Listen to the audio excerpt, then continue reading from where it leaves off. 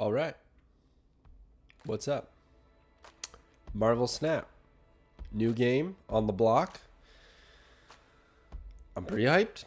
I'm pretty amped. I can't wait for this one. It looks good. Looks good on paper. It looks fun.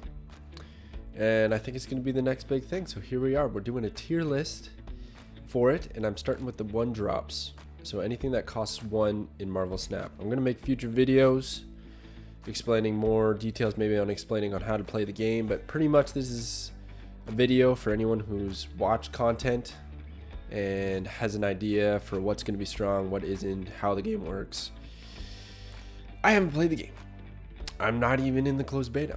I'm just excited to play this game, and I wanted to make some tier lists, make some fun content to share about it. So we're going to run through every single one of those cards. And we're starting with these 1-drops. So I've pulled all these together from a site. You'll find the link in the description if you want to check it out. And just for context, they don't have every single card. At least I don't think every single card has been revealed / uploaded. There's some art that's been found for some cards that you're going to see here that don't have any text attached to them. So we don't know what they actually do. They might not even be in the current set. They might be coming out in the future set or expansion. Who knows? But I'm gonna kind of highlight those as they came in, but really we're just gonna run through these. So I got my tier lists here. Your pretty standard card review stuff: 5-star, 4-star, 3-star, 2, and 1. I'm really just taking shots in the dark here. I haven't played the game. I've watched a lot of content, and I played a lot of Hearthstone and Magic the Gathering and other card games, so I think I have a pretty good idea of what likely will be meta and what's probably just going to be meme or fun. Now, another thing before we get started is you got to remember the locations in Marvel Snap. There's certain locations that get highlighted every week that completely change the meta. So there's one where, for instance, any card that doesn't have text gets an additional 2 or 3 power, whatever it is, right? So all of a sudden you're building decks without any text, so you're not looking for destroy, discard, or anything like that. You're just like vanilla cards, which usually never make standard decks. So something to keep in mind, right? So it really makes my tier list absolute garbage. We're gonna do it anyways. So we're starting with Agent 13. So this card, as you can see, is on reveal, add a random card to your hand. It's a 1-cost, 2 power. So this one's like, in my eyes, this is pretty standard 3-star. This is just your pretty vanilla run-of-the-mill 2 for 1. So that's like kind of, we're going to see with Misty Knight, like that's the stat line that they're going off of. As everything increases, we get to 2 cost, it's going to be a 3 power. So this is actually the best cost for power list, is the 1 costs. But this is the vanilla cost line, but it also gives you a random card to your hand, which is great. That's just card generation. So it's definitely not a 2 or 1 star. It's probably something you could throw out in your deck if you don't know what else to fill it with. But I'm putting it right in the middle there. There's also some hand buff decks that this could probably see play in, somewhere you want to have a lot of cards in your hand, and you can duplicate the cards in your hand. Even if it's random, it doesn't really matter, just getting that number up. So I think this is a 3-star card. Moving on, we got Angel. So Angel is when a 1-cost, 2 power. When one of your cards is destroyed, this flies out of your deck and replaces it. Pretty interesting. But there's a few conditions that have to be met here. One, for it to have any value with its text, something has to be destroyed. And from what I've seen, if you're not running a destroy deck, there's not too many cards. There's a few, we'll get to them, but there's not too many cards where you're going to want to just run in your deck to destroy opponents' stuff. There are some locations that might do that as well. But for the most part, you might want to have a destroy deck yourself to trigger this, to always guarantee another 2 powered replacement. But I don't know if Angel will be enough to stick around. I don't, like, if you draw this in your opening hand, it's a complete dud. It's just a 1-cost, 2 power. It doesn't really have any value outside of that. So I'm going to put it as a 2-star card. Don't think it'll see too much play, but it could fit in maybe a destroy deck. Who knows? Okay, Ant-Man. Ant-Man is ongoing if you have 3 other cards here plus 3 power. So this one gets played a lot. I've seen it a lot because you very, very quickly, it seems like a big condition, right? You have to have 3 other cards, and for context, in every location, you can only have 4. So this means you have to max out a location with Ant-Man being on it. But it's really not that hard. By turn 6, you usually end up maxing that location, and if you have Ant-Man, you're planning on doing it anyways. So your deck's probably built around it. Flooding the locations is pretty easy. Some of them even do it for you. There's one that I can't think of at the top of my head. I think it's like Central Park. It puts squirrels on every location. 1 squirrel. So now you only have 3. You only have 9 possible locations to put cards. Then you have cards that generate other summons. So yeah, it's easy condition, and then you end up with a 1 cost 4 power. And that's ongoing, which there are some cards that synergize with that and can double those outputs. So I think Ant-Man is a great card. I think it's always going to see play in those ongoing decks, or just any deck that's really relying on flooding. It's going to be great. So I'm putting Ant-Man at a 4-star card. Next we have Blade. So Blade's a 1 cost 3 power. And Blade is where he discards a card from your hand on reveal. So we have on reveal synergy, we have discard synergy, and we have an amazing power line for cost. Thing is, discard is tricky. It's tricky because even if in a discard deck that you probably have some really high reward discard cards in your hand that don't want to discard. So you're probably saving them till turn 6. You probably didn't even want to draw them in the first place. There's one card called Morbius, ongoing effect. Every card that's discarded, you get +2 power. So if you discard that, that sucks. And you don't get to choose which card you discard. This is random. So there's that balancing act of Blade could absolutely ruin your game, or he's a great power line that synergizes with your deck and you just are doing great. So I think Blade is actually a good card. It's just too good of a stat line at 1 cost to pass up. It could be your last turn filler. So I'm going to put Blade in the 3-star category. I think that's probably where he belongs. Okay, moving on to Deadpool. We're just flying through these. There's a lot of cards to get through, so there's going to be quite a few videos. Deadpool is 1 cost, 1 power. When this card is destroyed, return it to your hand with double the power. Not that great.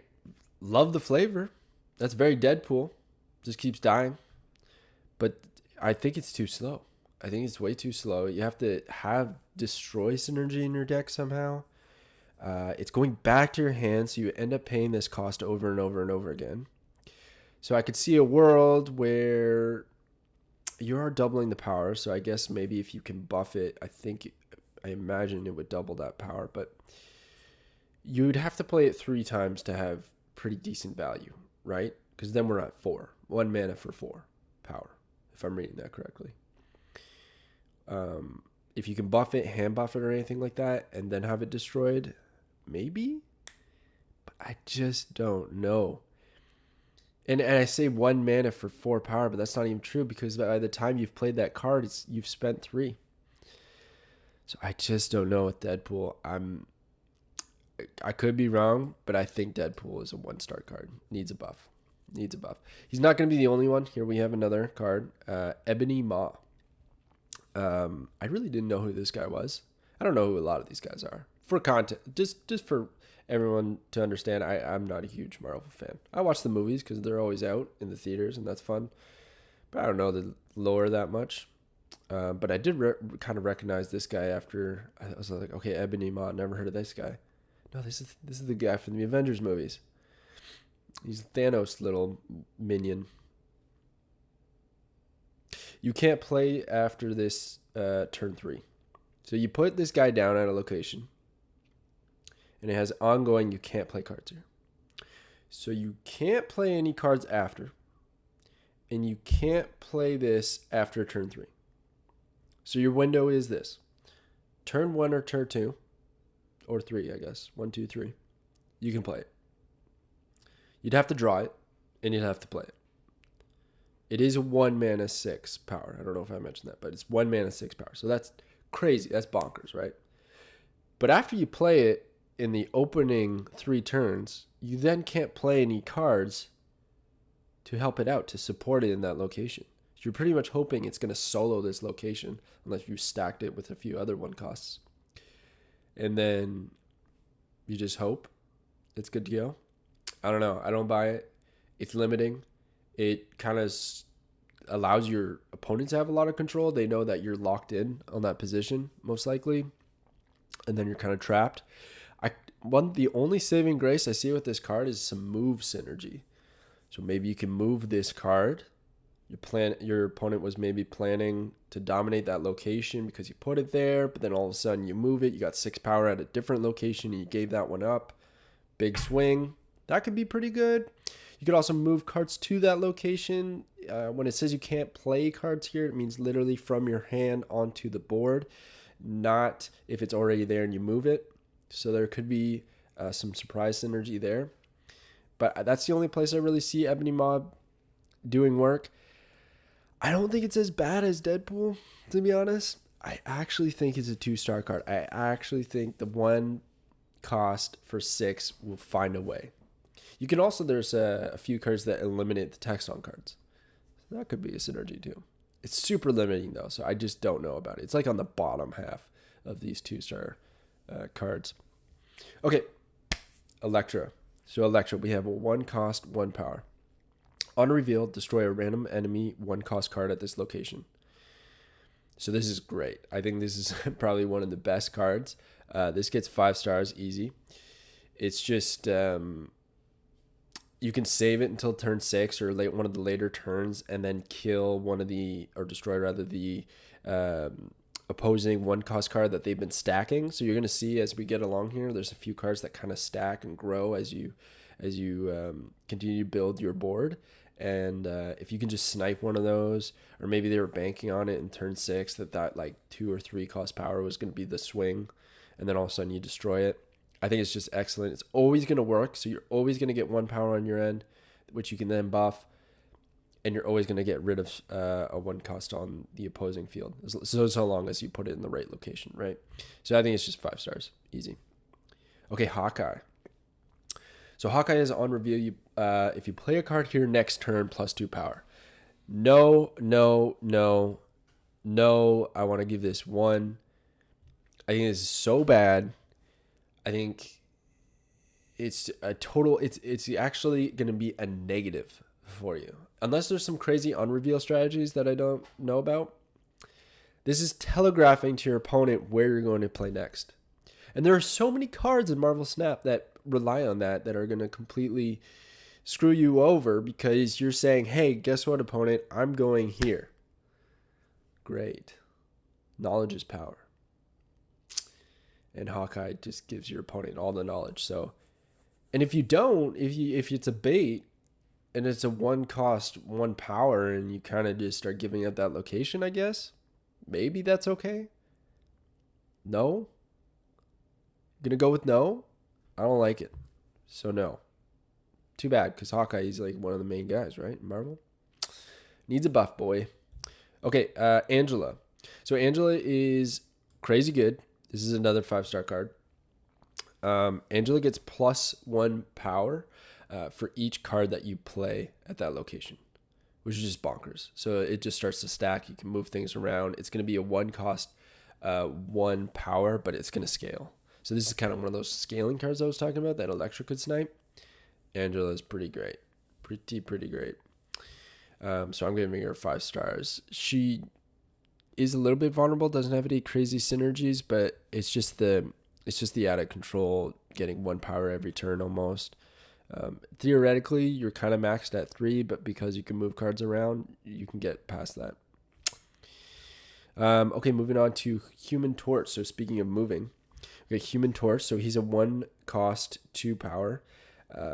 Whenever this moves, double its power. Actually, yeah, he is 2. So whenever this moves, double its power. So move synergy, early costed minion. You can probably pretty easily, if you're doing a move deck, get this to at least 4, if not 8. And all you have to do is move it twice. Man, that's pretty good. I think that's really good. I don't know if move decks are all the rage, but I'm putting this at a 4. Kind of similar to Ant-Man, how Ant-Man's like, if you're flooding the board, then that's where his value comes in, is in those decks. Whereas with the Human Torch, you need a move deck. And if you're moving them around, then it's going to work. So, all right, Iceman. I love the card art for this one. I'm pretty sure it's not his default, but I love it. On reveal, give a random card in your opponent's hand +1 cost. Maximum of 6. So when I first saw this card, and it was give a random card in your opponent's hand +1 cost, I thought that was nuts. Because if they got a 6 cost card and you put it 7, that card is dead. And it's probably the card they're banking on to win the game. Turns out it's capped at 6. So Ant-Man's trash. Ant-Man. Iceman. Dang. Okay. Moving on. Not going to even get a detail to that. Iron Fist. So Iron Fist, he's a 1 cost 2 power. On reveal, play the next card, or move the next card you play 1 location to the left after it reveals. Move synergy. Decent stat line. A little bit awkward positioning, I think. You know, like you're always going to go to the left. What if you want to be on the far right? Don't know if that matters. Yeah, I don't know. It's kind of just a meh card. I could see some synergy with moving, so I'm going to put it 3. Kind of like how Blade has some synergy with discard but could hurt. This just feels like it could end up really doing nothing, but maybe something. Okay, Korg. Our friendly Korg.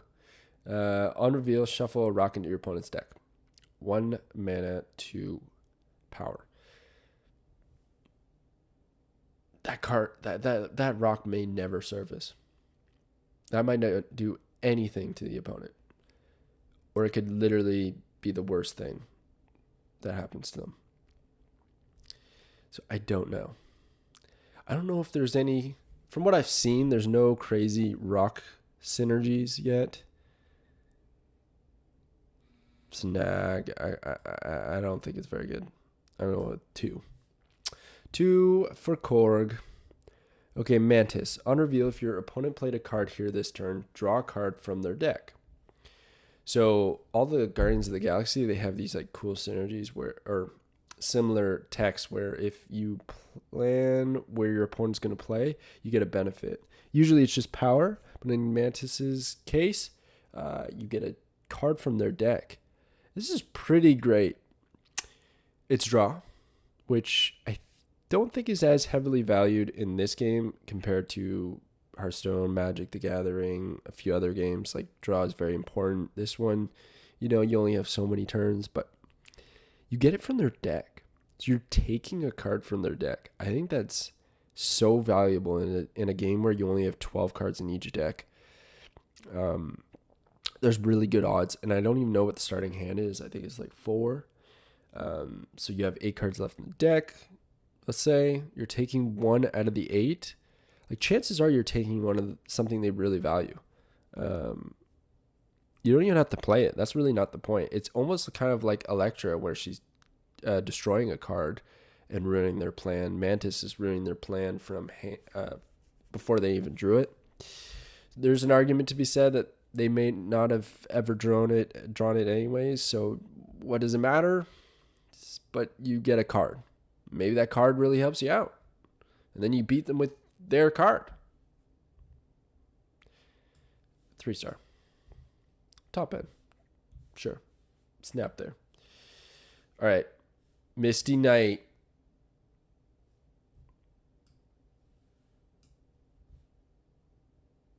Vanilla 1/2. NIGHTCRAWLER. I think this is one of the coolest ones. So he's a vanilla 1/2, but you can move this once. Love it. Love it. Move synergy, surprise factor. You can throw it down on turn 1, use it without spending mana, later down the line.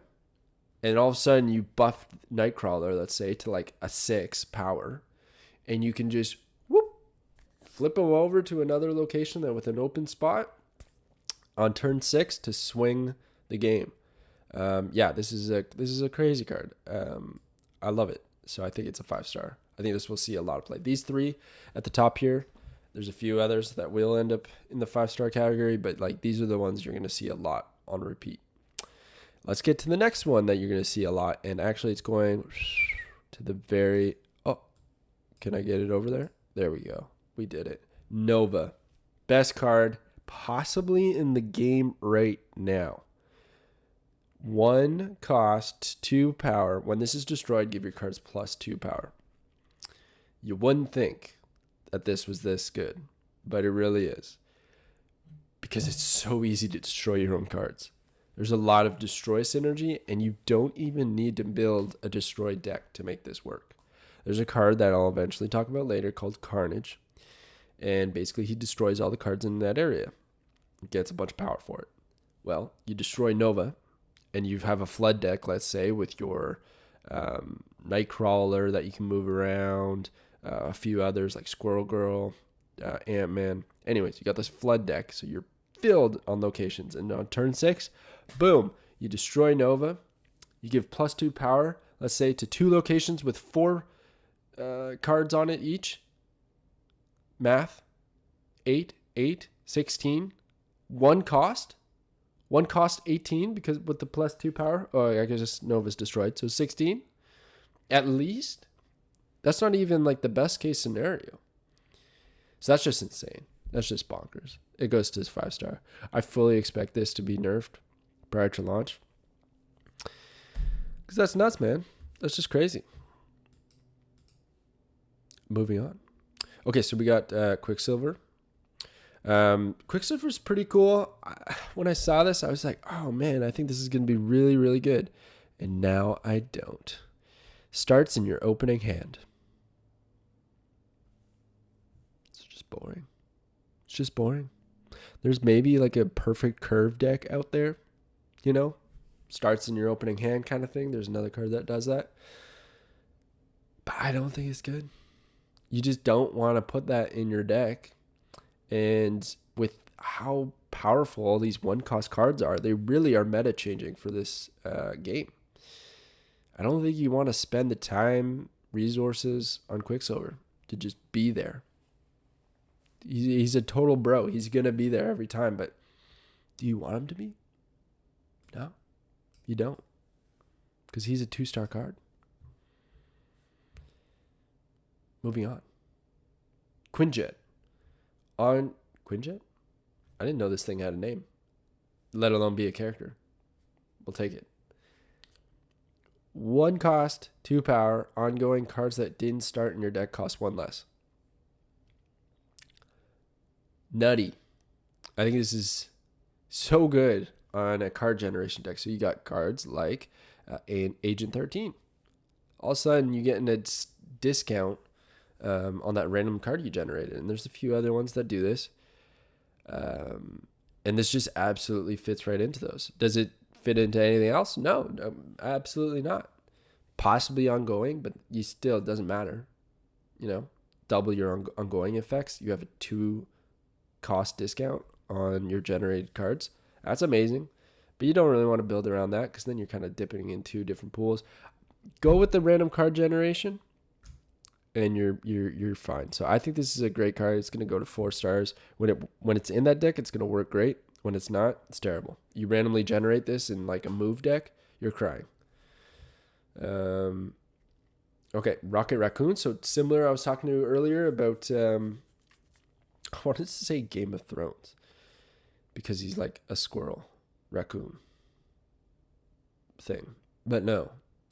And why does that relate to Game of Thrones? It doesn't at all. House Stark.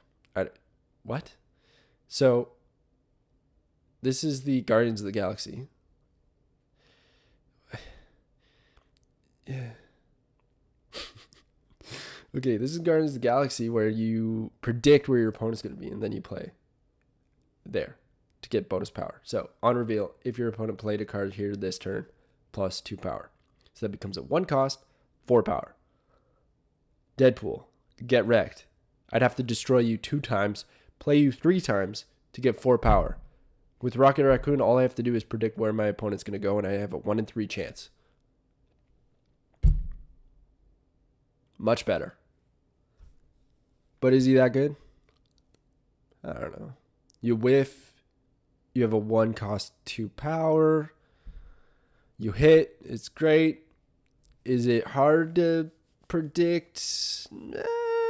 Yeah. Early turns probably when you want to play him. It might be tough. It's a roll of the dice, but I still think it's good enough. I'm going to put it in the 3.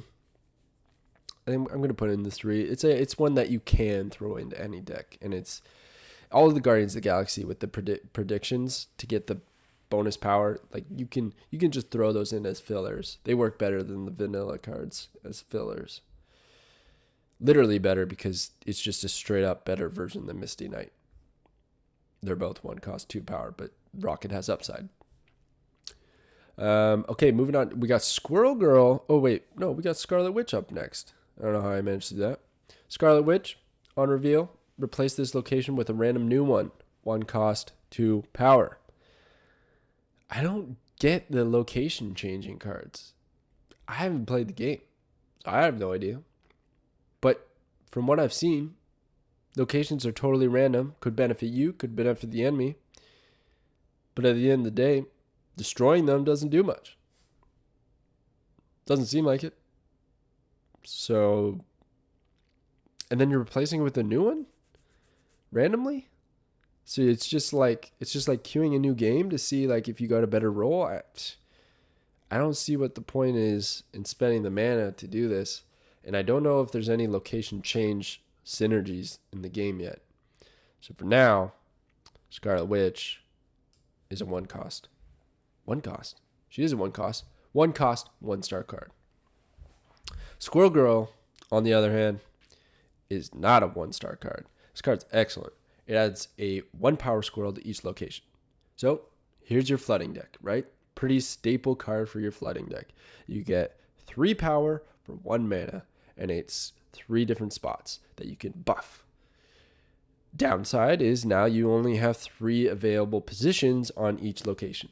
Right? So a total net of 9 possible locations to play with, limiting your board space and making it a bit challenging. But I think if you're playing to that strategy, you're trying to flood the board, it's going to be a benefit anyways, and the stat line is a premium. So Squirrel Girl is a 4-star card. Okay, now we have Sunspot.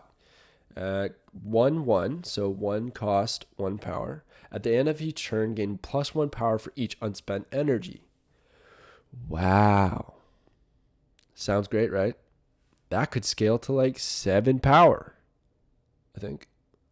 Not quite. 5, 6. I don't know. A lot. But that means you're not playing mana.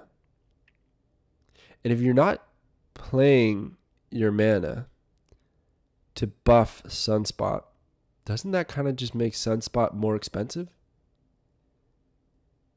Like, let's say I do 2 turns and I had 1 extra mana left over. So on those turns, I didn't play an optimal play to get the Sunspot buff. And he gets +1 power. That's basically 3 mana for 3 power. I think it's bad. I think it's so bad. And such a bait card. This is a card that I think like somebody new to card games or wants to try this out is going to think, yeah, this is really good. Look, I got a 1 mana 3. But what did it cost? 1 star. The hood. The hood's really cool. I love that they do this with this game. You got to make it spicy because this is a -2 power card. This is 1 cost, get -2 power. There's no negative synergies as of right now. So that sucks. You're now losing location. But on reveal, add a demon to your hand. What is a demon? A demon is a token card, so no text. 1 cost, 6 power. So you put the two together on one location. You've spent 2 mana, and you've got net 4 power. That's above the vanilla stat line. And theoretically, you could destroy the hood to make it just 6 power. So I think this is actually pretty decent. I think it could also have flooding synergies for tokens. Give hand buffs, getting cards to your hand, having a high card count. The stat line lines up. You could also just sacrifice a location by putting the hood there and then putting the demon elsewhere. Just really stacking the other two and focusing there. I think this is a great card. A tricky one, but I think it's really good. I'm gonna give the hood 4. He's on the bottom end of the 4 though. This is a -2, but it's pretty good. Okay, we're almost there. A few more. Can't say this guy's name. I wanted it to be a V, Vatu, but now it's a U, Uwatu. The Watcher. Once this is in your hand, you can see unrevealed locations. Trash. Total trash. This is never see play. This is a 1-star card. It's like right there. It's vanilla stats. You can maybe have a slight advantage of looking at the locations before your opponent, but you got to keep this in mind. 1, 2, 3. Those are the turns it takes for all the locations to be revealed. So maybe if you mulligan and you get, I don't even know if you can mulligan, but like let's say you have this card in your hand at the beginning, then you have 2 turns of advantage knowing what the locations are. That could be huge because there's some that like you can only play 1 minion there, so you know not to do it. But I think more often than not, this is a waste. And also you probably don't end up with this in your opening hand. You draw it later in the game, and it's basically like drawing a rock. So not good. Kind of fun, but not good. Okay, so we got, so you can see in my queue here, we got Yellow Jacket. So I put Yellow Jacket here because he's actually a 0 cost. So I know this is the 1 cost tier list. I know. But I got the 0 here too. The only confirmed 0 cost, as far as I know. Yellow Jacket. On reveal, afflict your other cards at this location with -1 power. So he's a negative on reveal, but he's 2 power himself. So there's this upside to the free card, but, giving -1 power to your other ones. I don't know. I don't know how I feel about this. Cards like this usually end up just being a write-off. Like it's not enough of a swing to be worth putting in your deck. If you draw Yellow Jacket in the late game, it is a completely dead draw. There is no way you want to play this because you're probably going to have a net negative power on the location. All it takes is for 2 out cards to be there, and it's a 0 cost, 0 card. And it's not even a 1 cost where there's actually some 1 cost synergies in the game, so you don't even get that benefit. So I don't think it's very good. It could be some kind of floody deck. On reveal synergy, maybe, but you don't want to double this on reveal because it's a bad thing. Yeah, I don't know about Yellow Jacket. 2-star for me. 2-star card. Okay, moving on. We got Yondu. So on reveal, remove the top card of your opponent's deck. So this is very, very similar to the other one we were talking about. Can't even remember the name. Mantis, where you take the card from your opponent. This one just destroys it. So for being so similar in what they want to do, it's kind of shocking that they both exist. The difference here is there's no condition to Yondu. Yondu just does it. You don't have to line up with where your opponent plays. He's just going to remove the top card of your opponent's deck. And it's gone. Which could win the game. If somebody's setting up for an Odin, or there's a few other cards that you really want in the late game, boom, you win. Right? So not a bad card. Key to note it doesn't destroy. It's not destroying the top card. It's just removing it. And there's no remove synergies or remove keyword in the game. There is destroy. So that's too bad. If it was destroy, I'd probably put it higher. But for now, Yondu gets the bottom half of the 3-cost. 3-star cards. Okay, last card. I know that it looks like 2. We'll get to it. We get 0. On reveal, remove the abilities of the next card you play. 1 mana, 3 power. Whoa! That's a 5-star card. Why is that a 5-star card? Because it removes the abilities on the next card you play. You have control. Okay? You have control of which one's going to remove the abilities of. Your opponent can't do anything about that. And there's a lot of negative abilities in this game, believe it or not. Especially in the late game, like 5-cost cards. There's a lot of stuff that you'd like to get removed. I think this is a huge bonus, which is funny because it sounds like a negative, but I really think this is a good card. On top of that, you have a premium power level to the cost. So I just think the 0 is great. Obviously, you don't want it in every deck. You could randomly generate this into a deck that has like, I don't know, hand buffs or something, and then all of a sudden you can't play 0 because of the hand buff. Like it just sucks. You also can't manipulate it where you play the card first, then you play 0 second to try and avoid his on reveal ability, because it'll just carry over to the next turn, and then you play another card, and that's going to have its ability removed. So it doesn't really work like that. Like you have to, if you're going to play 0, unless it's the last card of the entire match that you play, you're going to get rid of an ability of one of your cards. So there is that deck building aspect to 0. You have to really like find what works. But I think it will. I think it will find a home in a few decks. And I think it's going to be great when it does. Yeah, so this is pretty much the tier list. We got Wasp here. So Wasp is a 0-cost 1 power, but we don't have text.